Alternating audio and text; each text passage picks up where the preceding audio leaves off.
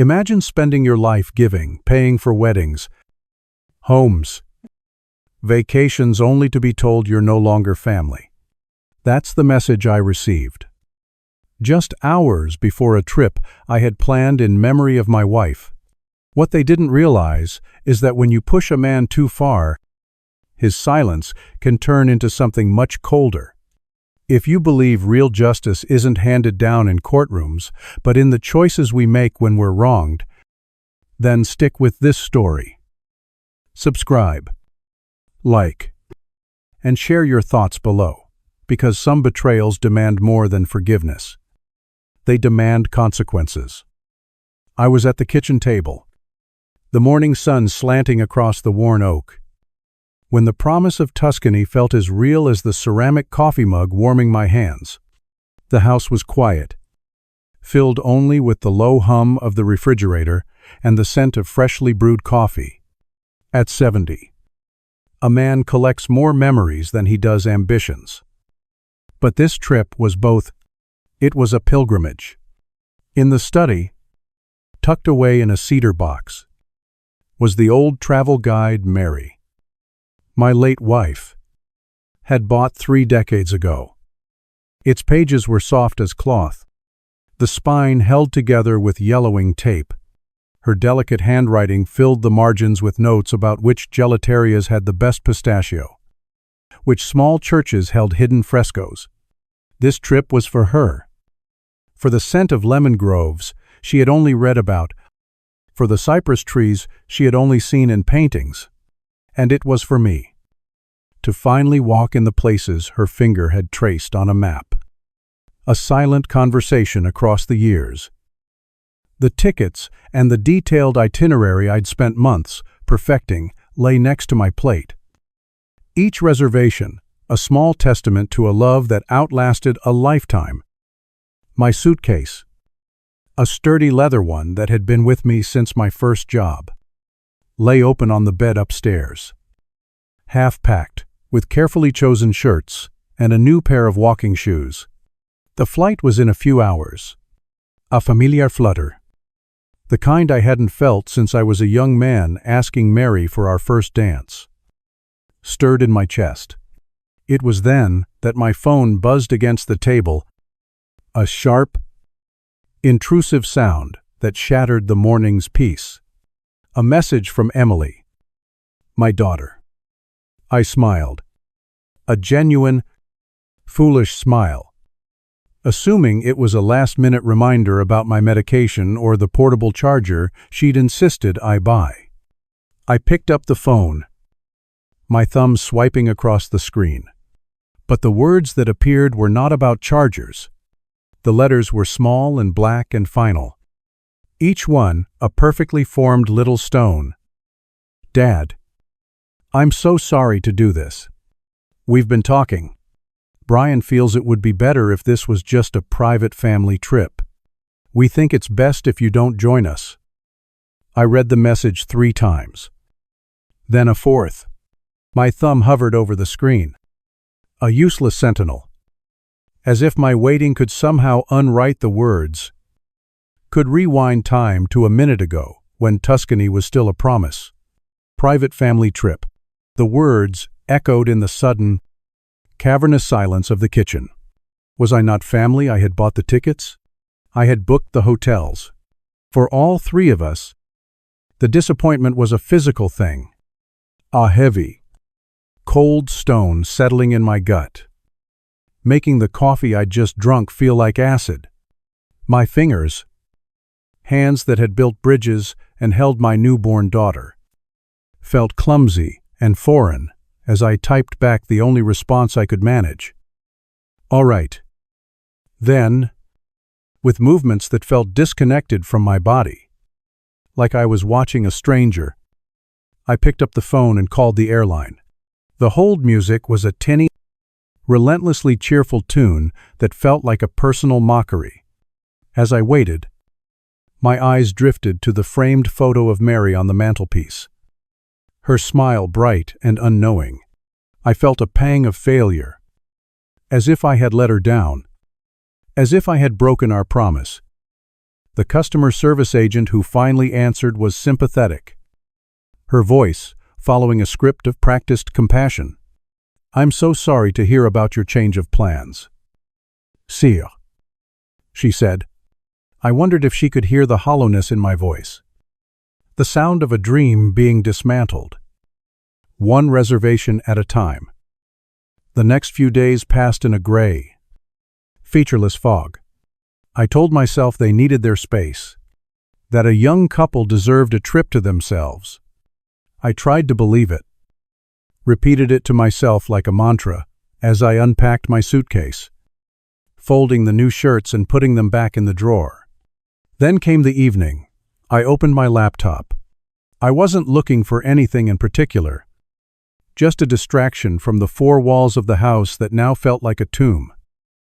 I had a pointless habit of checking the weather in places I would never go, and on a masochistic whim, I typed "weather in Florence" into the search bar. My browser opened to my homepage, a news site, and on the side was a feed of social media posts, a river of other people's curated happiness. And there it was, a photograph, bright and sharp and painful. My daughter, Emily, and her husband, Brian, were standing in front of a fountain, their faces tilted towards the Italian sun, their smiles bright with manufactured joy. They were not alone. Flanking them, forming a tight, impenetrable circle, were Brian's parents. His mother's hand rested on Emily's arm in a gesture of easy ownership. The caption, written by Emily, was a perfectly crafted little dagger, twisted with a flourish. "The best family vacation ever in Tuscany." The second shock was colder, sharper than the first. It wasn't a shock, it was an execution. So that was it. Their definition of family had four sides, and I was not one of them. My hand, steady for 70 years of engineering and building, trembled as I picked up my phone and dialed her number. It rang 4 times, each ring echoing in the quiet room. Before she answered, her voice was bright and distant over the clatter of a restaurant, the sound of laughter and clinking glasses. "Dad, how are you?" I saw the picture online. I said, my voice was flat. "A dead thing. Brian's parents are there. It looks lovely." There was a pause on the other end, just long enough for me to hear a fork scrape against a plate, a sound of ordinary life continuing on another continent. Then her voice returned, coated in a thick, careful sweetness that made my teeth ache. "Oh, Dad, I'm so sorry. I was going to call and explain. It was all so last minute. Brian's parents had a business trip nearby, so we invited them to join us for a few days. We didn't want to bother you. Your plans were so perfect, and adding more people would have made everything chaotic. We were afraid you'd worry." Bother me. Worry. Her excuses were smooth and considerate, a wall of polished words designed to deflect, but I could feel the lie underneath them. Cold and hard. I planned for 3 people. Emily, adding 1 more hotel room, 2 more seats at a table. Is that a bother? The silence stretched this time, taut and thin. I could almost hear her weighing her options. When she spoke again, the sweetness was gone, stripped away to reveal a brittle edge of irritation. "All right. Fine. I'll be honest." Brian felt a little suffocated. He said, "You can be overbearing." With the detailed schedules and everything, he just wanted a trip where he could relax, not feel like he was on a guided tour. "I'm sorry, but I have to stand by my husband." Overbearing. Ruin a vacation. The words, her words, hung in the air between us. Ugly and sharp. My plans. my care, my love for my late wife's dream, all of it twisted into a flaw. Abwurden. I was the one who had paid for their tickets. I was the one who had given them the dream. And now, I was the one who was in the way. I hung up the phone without another word. The feeling that washed over me wasn't anger. Anger is a hot, messy thing. This was different. It was a cold, quiet clarity. I sat there in the dark, the glow of the computer screen illuminating their happy, four-sided family.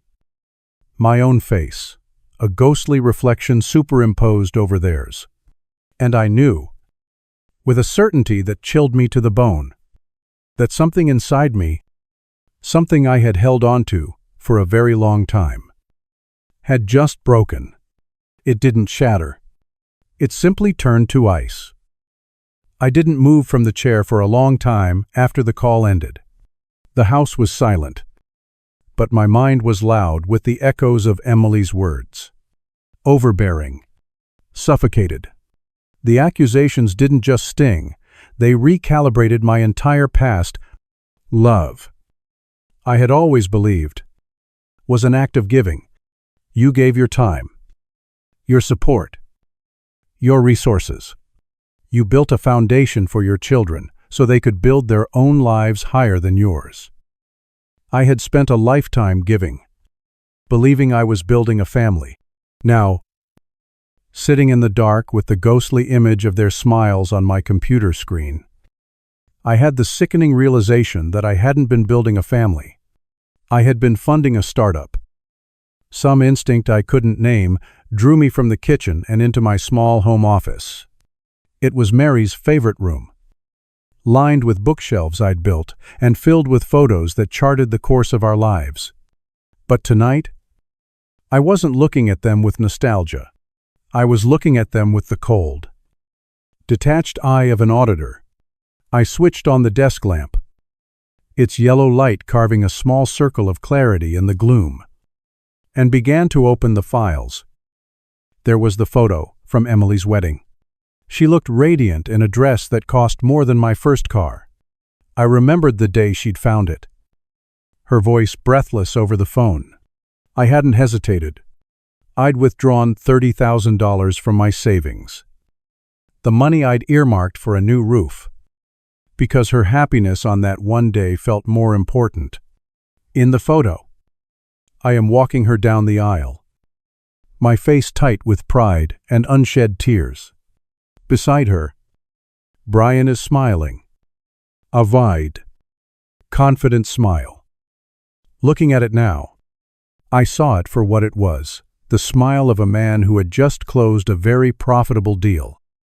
I pulled out another file, this one thicker, filled with statements from her college years. Student loans. I had co-signed them. Of course, when she graduated and Brian, her then-fiancé, was struggling to find work, the repayment letters started coming. I remembered Emily sitting at my kitchen table, the same one I was at just hours ago, her face pale with worry. We'll never get ahead. Dad, she'd said. So I had taken over the payments. For 5 years. A piece of my monthly pension check went not to my own future, but to erasing their past. I had considered it an investment in their peace of mind. The biggest file was for the house. Their house. The charming little colonial on Maple Street. They couldn't get approved for the mortgage on their own. The banks wanted a bigger down payment. I remember the conversation clearly. We were at a Sunday dinner. Brian had laid out their financial statements with a practiced air of frustrated ambition. We're so close. Arthur, he'd said, calling me by my first name, in that way he did when he wanted to sound like a peer. We just need a little help to get over the finish line. So I had helped. I'd liquidated a portion of my retirement portfolio, $80,000 I had never planned to touch, and gave it to them for the down payment. We'll pay you back every cent. Dad, Emily had promised, hugging me tightly. The for sale sign had come down from their new lawn, and I had felt the deep, quiet satisfaction of a father who had provided. It wasn't just the big things. It was the constant, quiet drip of 1,000 smaller ones. The car payment I covered for 3 months when Brian was between jobs. The credit card bill I paid off after their first anniversary trip to Hawaii. The expensive gifts under Christmas trees I had bought, opened with a quick thanks, Dad, before they moved on to the next, more exciting present. Each memory, once a source of quiet pride, now felt like a small, sharp piece of glass in my gut. The pattern was so clear, I couldn't believe I had been blind to it for so long. They had never asked me to join their lives. They had only ever asked me to fund them. The word Emily had used overbearing it wasn't about my schedules. It was about my presence. I was welcome as a benefactor, but a nuisance as a father. My audit was interrupted by the ping of an email notification on my laptop. It was from my bank. Account alert. A transaction has been processed. I almost ignored it, assuming it was a routine bill payment. But something made me click. My finger traced the mousepad, and the transaction details loaded on the screen. A final, damning piece of evidence. Il Babe, Ristorante La Giostra, Florence, Italy. The timestamp showed it was from the night before. Right around the time I was on the phone with her, they had excluded me from their family vacation. But they were still using my family name on my credit card to pay for their fine dining. It was a card I had made her an authorized user on years ago, for emergencies, back when I thought I was helping her build financial independence. The irony was a bitter, burning thing in my chest. That was it. That was the final piece of the puzzle. The quiet hurt I had been nursing turned into something else, something cold and hard and clear. I navigated to the bank's website, my movements now precise and deliberate. I found the card management section. Her name, Emily Miller, sat there in neat, black letters. I clicked on it. The screen asked, "Are you sure you want to remove this authorized user?" There was no hesitation. My finger clicked yes. A small, green checkmark appeared. Access revoked. For the first time in years, I felt a flicker of control. A sensation, so foreign it was almost startling. It didn't take long. The next day, my phone rang with an international number. I let it ring 3 times before answering, calmly taking a sip of my coffee. "Dad, what did you do?" There was no greeting. No pretense. Just the raw, shrill edge of entitlement. "I'm not sure what you mean." "Emily. The card I tried to pay for our museum tickets, and it was declined, in front of everyone, in front of Brian's parents. Do you have any idea how humiliating that was?" "That must have been embarrassing," I said, my voice even. Embarrassing. It was mortifying. "You can't do that. I need that card." "Need it for what I thought you didn't need me to take care of you." There was a sputtering sound on the other end. "That's completely different, and you know it. You fix this. You fix this right now." "No," I said. The word was small, but it felt as solid as granite in the quiet room. "What do you mean?" "No. I mean, no. Enjoy the rest of your family vacation." The fury in her voice could have cracked glass. "You listen to me. Brian and I have been talking. You're acting erratically. You're clearly not capable of managing your own finances responsibly anymore. When we get back, we're going to have to intervene. For your own good." I waited, saying nothing. "We'll find you a nice facility," she continued, her voice dripping with venomous concern.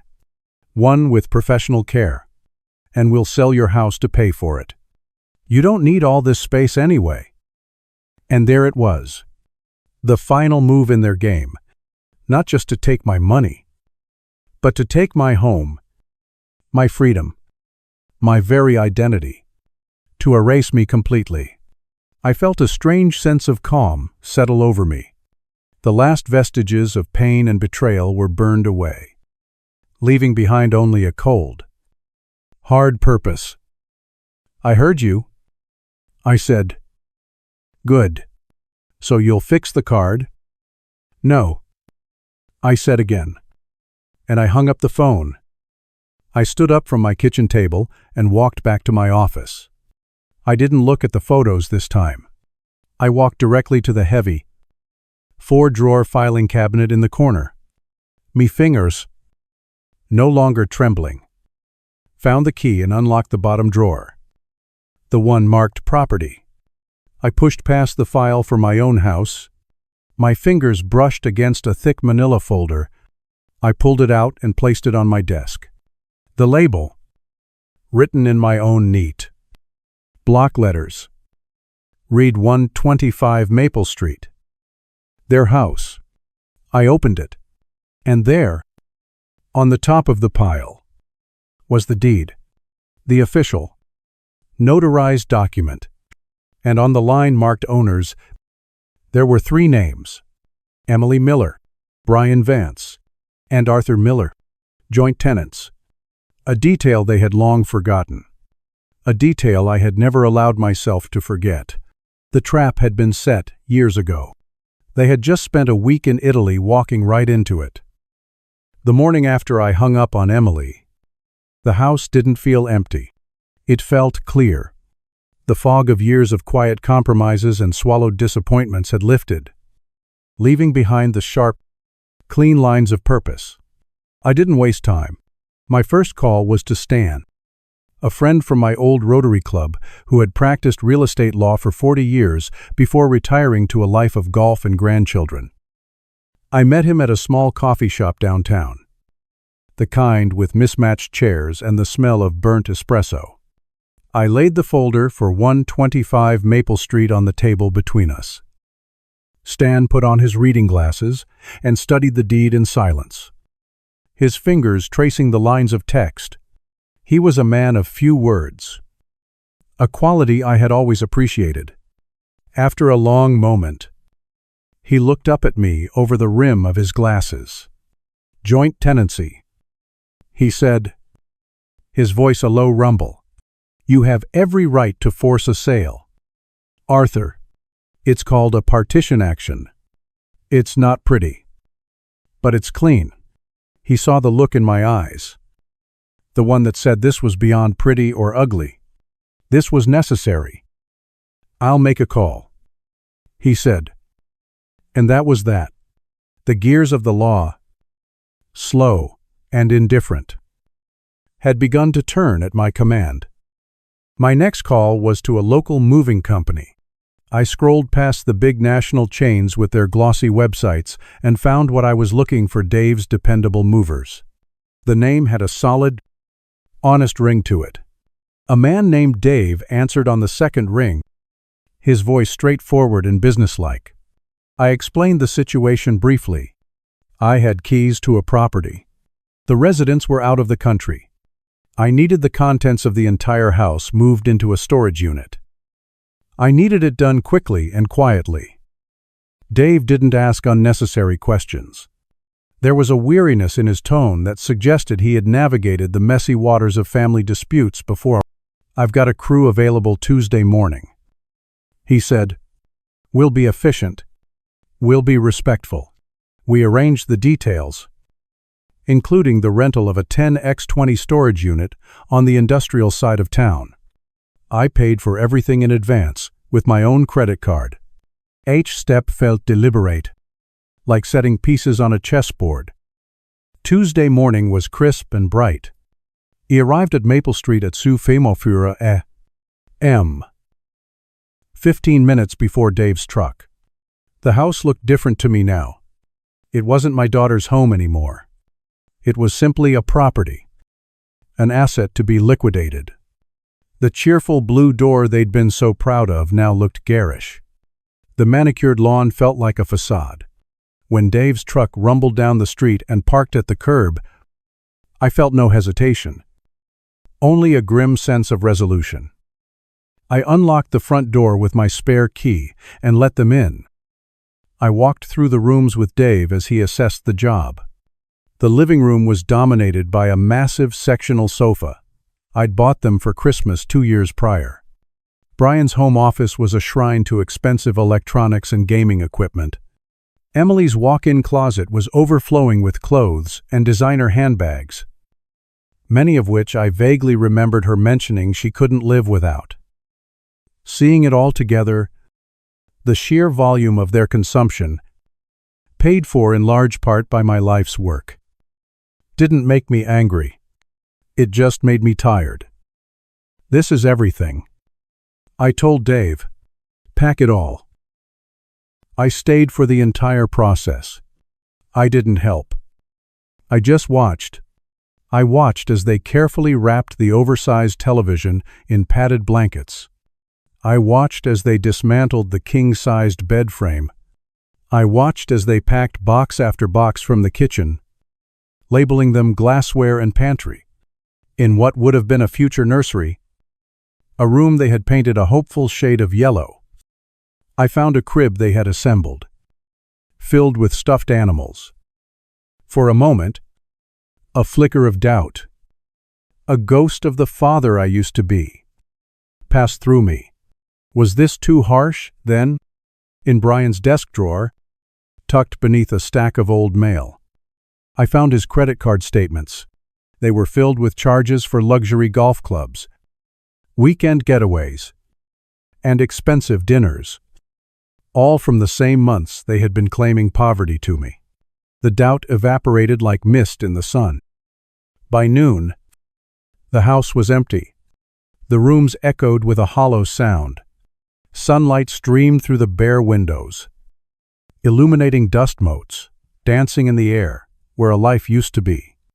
I walked through one last time, my footsteps loud on the hardwood floors. I locked the blue door behind me, pocketed the key, and followed Dave's truck to the storage facility.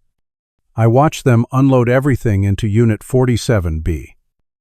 A cold, concrete box under the glare of fluorescent lights. I paid Dave in cash, adding a generous tip. He shook my hand. Hope things work out for you, Mr. Miller, he said, with a look of genuine sympathy. I just nodded. The sale of the house was just as swift. Stan's legal notice had forced their hand. They had two options: buy out my share of the property or agree to the sale. Since they had no money, their choice was made for them. The house went on the market on a Wednesday. By Friday, we had a cash offer, well above asking price, from a young doctor and his wife who were relocating for a job at the local hospital. They wanted to close immediately. The paperwork was expedited. The following Friday, I sat in a sterile title company office and signed my name on the final closing documents. The money was wired to my account that afternoon. It was done. I knew their flight was scheduled to land on Saturday evening, at 5 p.m. I drove to Maple Street one last time. I parked across the street, in the shade of an old oak tree, and I waited. I saw the new family's car in the driveway. A child's bicycle lay on the lawn. Lights were on inside, warm and inviting. At 6:15, a taxi pulled up to the curb. I watched Emily get out first, her face weary from travel. She looked at the house, and her expression froze. A mask of confusion. I saw her check the house number on the mailbox. Brian got out behind her, wrestling with their oversized luggage. His face shifted from annoyance at the luggage to alarm as he processed the scene, the different car in the driveway, the unfamiliar lights, the bicycle. "Excuse me." Brian called out as the front door opened and the young doctor stepped onto the porch. "What are you doing in our house?" The doctor looked baffled. "Your house, I'm sorry. I think there's been a mistake. We bought this house. We closed yesterday." That was my cue. I got out of my car, an envelope in my jacket pocket, and walked calmly across the street. The setting sun cast my shadow long before me. Dad Emily's voice was sharp, cutting through the evening air. Her confusion had instantly morphed into understanding and then into pure fury. "What is going on? Why are these people in our house?" I didn't look at her. I addressed the young couple first. "I'm Arthur Miller. I apologize for this disturbance. Please, enjoy your new home." Then, I turned to face my daughter and her husband. "The house was sold," I said, my voice carrying the calm authority of a man who had nothing left to lose. "Because it was my property to sell." Brian's face turned a blotchy red. "What do you mean?" "Your property. This is our home. Check the original deed." I replied evenly. My name was on it. A legal co-owner. A fact you seem to have forgotten. "You can't do this to us," Emily shrieked, her voice cracking. "Our things. Where are all of our things?" I held out the envelope. Brian snatched it from my hand and tore it open. He read the contents aloud, his voice trembling with rage. "Secure storage. Unit 47B. Brady Street." "Storage," Emily whispered, the word catching in her throat. "You put our life in storage." I preserved everything carefully. I said, "The first month's rent is paid. After that, it's your responsibility." They stood there on the sidewalk, surrounded by their luggage from a vacation they couldn't afford. Looking like shipwrecked tourists. They were homeless, and it was their own greed that had sunk the ship. "This isn't over." Brian shouted at my back as I turned to leave. I walked back to my car with measured steps, my feet solid on the pavement. I got in, started the engine, and didn't look back. As I drove away, I glanced in the rearview mirror. They were just two small figures on a darkening street, getting smaller and smaller, until they disappeared completely. Yes, I thought to myself, it is. Brian's shouted promise that it wasn't over turned out to be as empty as his character. Of course. They sued me. The legal documents arrived via a weary-looking process server. About a month later, the envelope felt thin and insignificant in my hands. I didn't feel dread or fear, only a profound sense of exhaustion. It was the final, predictable move in a game I no longer wished to play. I took the papers to Stan's office. He read through them, his expression unchanging, like a geologist examining a common rock. "It's nothing, Arthur," he said, taking off his glasses and rubbing the bridge of his nose. "It's a Hail Mary pass filed by a desperate lawyer. They're claiming undue influence and emotional distress. It's noise. It won't stick." He was right. The legal battle was a slow, grinding affair that took place mostly on paper. There were depositions, motions, and affidavits. I sat in a sterile conference room for hours while their lawyer, a young man with an ill-fitting suit and an aggressive demeanor, tried to paint me as a vindictive, senile old man. I answered his questions calmly and truthfully. I simply recounted the facts, the text message, the trip to Tuscany, the credit card charges, the threat to put me in a facility. I presented the deed to the house. I presented my bank statements. The truth, I have found, does not need to be shouted. It has a weight of its own. 3 months later, The judge dismissed their case with prejudice. The ruling was clinical and unsympathetic. It stated that a legal co-owner of a property has the right to force its sale, and that my actions, while precipitating a family dispute, were entirely within the bounds of the law. They were ordered to pay their own legal fees. A final, bitter pill for them to swallow. Stan called me with the news. "It's a clean victory. Arthur," he said, "they have no grounds for an appeal. It's over." I thanked him, hung up the phone, and filed the court's decision in my new folder, the one I had labeled legal. Then I went outside and mowed the lawn. The town's gossip network, of course, had been buzzing for months. It wasn't loud, just a low hum in the background of my life. At the coffee shop, I would hear snippets of conversations that would quiet when I approached. I always thought that son-in-law seemed entitled. I heard Mrs. Gable from 2 streets over whisper, one morning, at the hardware store. Another old acquaintance clapped me on the shoulder and said, "Gary Owens worked hard his whole life. He deserved better." There were disapproving voices, too, murmuring that family should stick together, no matter what.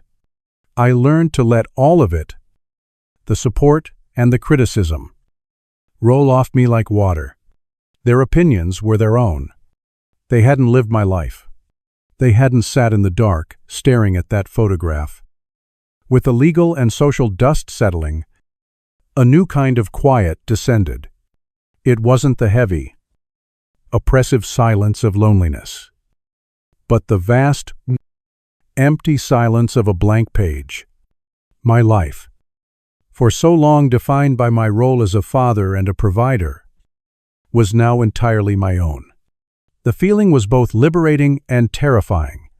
One afternoon, driving aimlessly, I passed the county animal shelter, a place I hadn't thought about in years. On a whim, I pulled into the parking lot. Inside, the air was filled with the smell of disinfectant and the chaotic symphony of barking.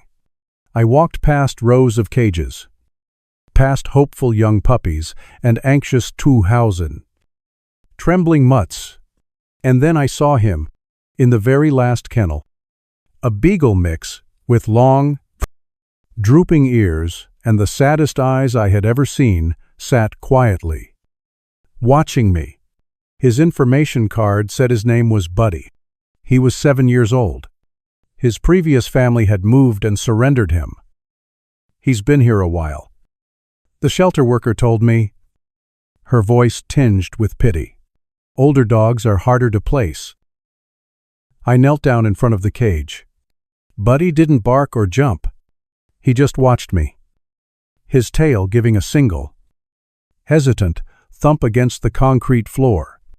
I saw in his eyes the same quiet resignation I had felt for so long. He was a creature who had given his loyalty and been met with abandonment. We were two of a kind. An hour later, Buddy was sitting in the passenger seat of my car. He was quiet for the whole ride, just looking out the window, as if taking in a world he thought he'd never see again. That night, he slept on a rug at the foot of my bed, and for the first time in months, the house didn't feel so big. Neither of us felt alone. With Buddy at my feet, I started researching again. But this time, I wasn't planning a trip for anyone else. I was planning one for us. I looked at travel trailers and RVs, at articles about national parks and scenic byways. The idea of the open road, of a life with no fixed address, took root in my mind. A week later, I traded in my sensible sedan and used a large portion of the money from the sale of the Maple Street house to buy a 25-foot Winnebago. It was perfect.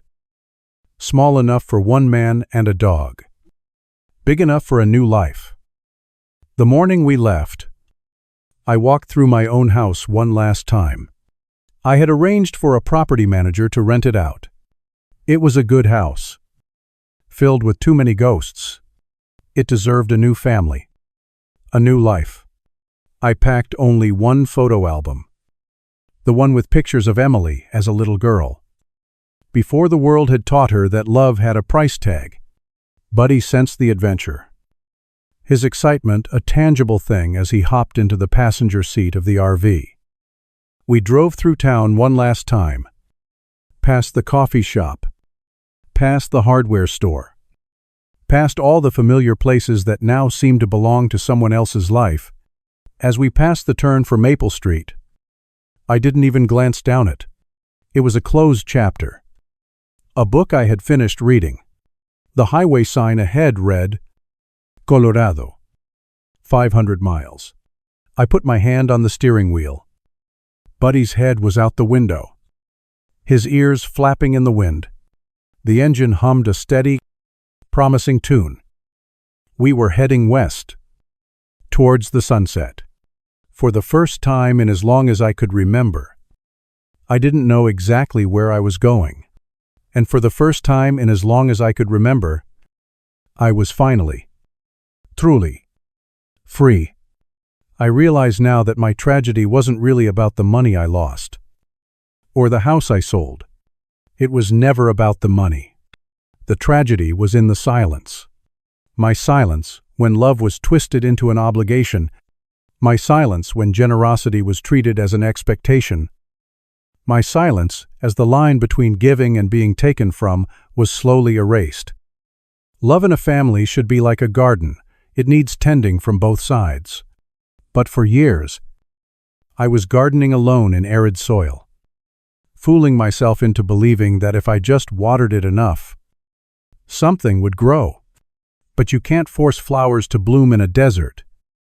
My actions weren't an act of revenge. They were an act of survival. It's what happens when a man is backed into a corner. He has no choice but to break down the wall to find the light. I didn't lose a family.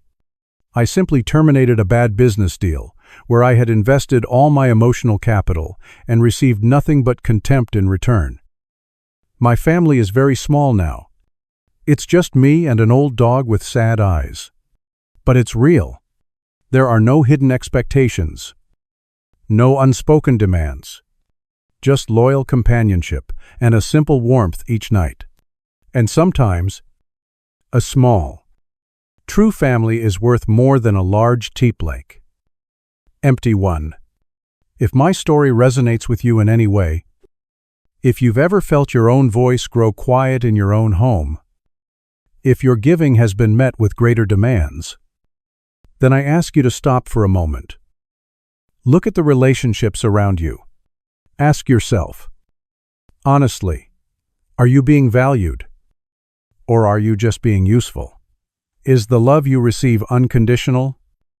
Or does it come with invoices and expectations? The line between kindness and weakness can be razor thin. Don't let anyone, not even your own family, turn your kindness into a weapon to be used against you. Setting boundaries isn't selfish, it's self-respect. Saying no isn't cruel, it's protecting your own peace. It is never too late to take back control of your life. It is never too late to write the final chapter of your own story, a chapter where you are the protagonist, not a background character or a silent benefactor. Value yourself, because if you don't, no one else will.